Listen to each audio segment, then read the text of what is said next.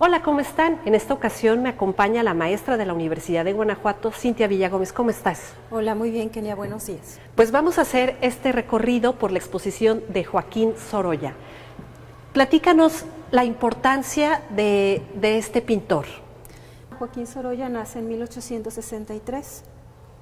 Es de origen humilde, nace en un barrio de pescadores en Valencia, es un pintor valenciano. Y no le pasó lo que a muchos pintores, él sí tuvo éxito en su época. Así es, era buenísimo y además dejó un acervo de más de 2.200 pinturas. O sea, era una persona muy productiva, sí. Obtuvo premios internacionales Sí. en París, por ejemplo. Sí, y muy tempranamente obtuvo medallas a nivel escolar y en París obtuvo el Grand Prix en 1900, que era un premio muy importante que de alguna manera lo propulsó, ¿no? Y lo dio a conocer. Valencia tiene costa al mar, al Mediterráneo, ¿no?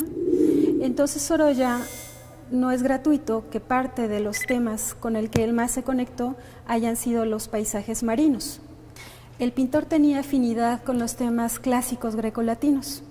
Entonces, este tipo de batas recordaban un poco las túnicas romanas y griegas. Otra relación con el mundo clásico y Sorolla son estos desnudos, además de las túnicas.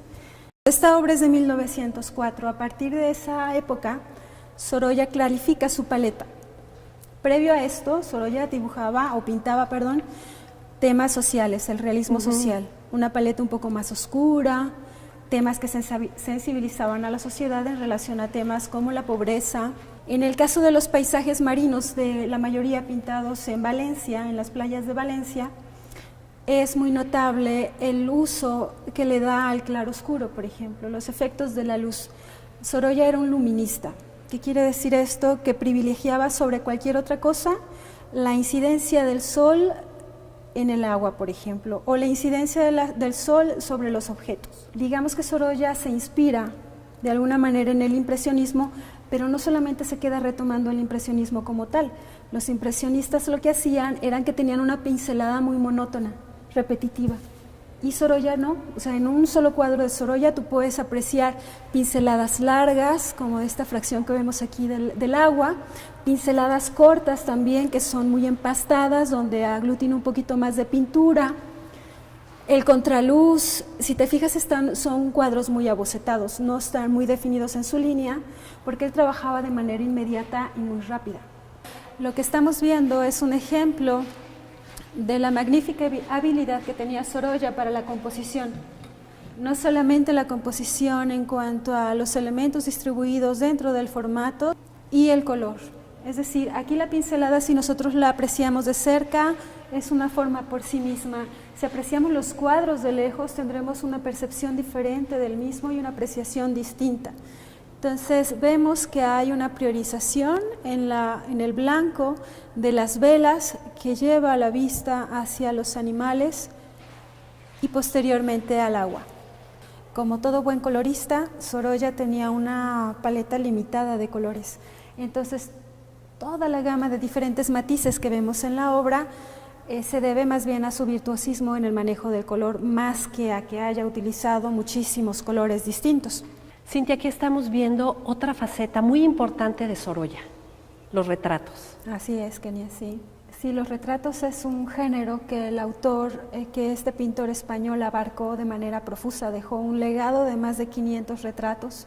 Entonces llegó a tener tal demanda que Sorolla también en el retrato era muy rápido, mientras otros artistas o pintores de la época tardaban meses en elaborar un retrato, Sorolla lo resolvía en una tarde.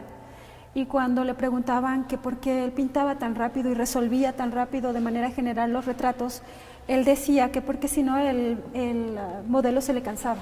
En el caso de este retrato de la Marquesa de Balboa, que está en la colección del Museo Nacional de Bellas Artes de Cuba. Así es, efectivamente es un retrato muy original por la composición. Por lo general vemos posturas muy sueltas, relajadas, sobre un sillón. Y en el caso particular de este retrato, de esta marquesa, la composición o la fotografía que le fue enviada, según nos contaban, para retratarlo, el personaje principal está de espaldas, lo que lo convierte en un retrato singular. De ahí que sea una de las piezas más apreciadas dentro de esta exposición. Una sugerencia para el visitante a la exposición Prodigios de la Luz es que asista a la sala de consulta y a la sala lúdica a complementar toda la experiencia del recorrido. Esto porque para apreciar mejor la obra de un artista hay que documentarse en cuanto al contexto y al resto de las obras. Ya para terminar, estamos en esta recreación del estudio de Sorolla. Nos has hablado mucho sobre su trabajo, sobre su vida, pero bueno, hay que recalcarle al público por qué es importante venir a esta exposición. Bueno, es importante venir porque Sorolla es un personaje que en la historia del arte tiene un renombre muy particular. Es un hombre que por su propia habilidad y por su propia destreza artística ha ocupado un nombre preponderante dentro de la historia del arte mundial.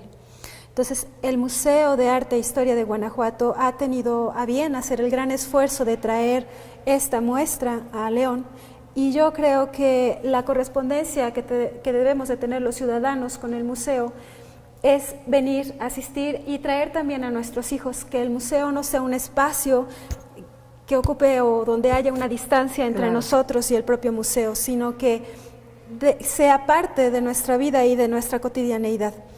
Entonces, yo creo que si algo tiene Sorolla también es que resume en su obra parte del espíritu de toda una época.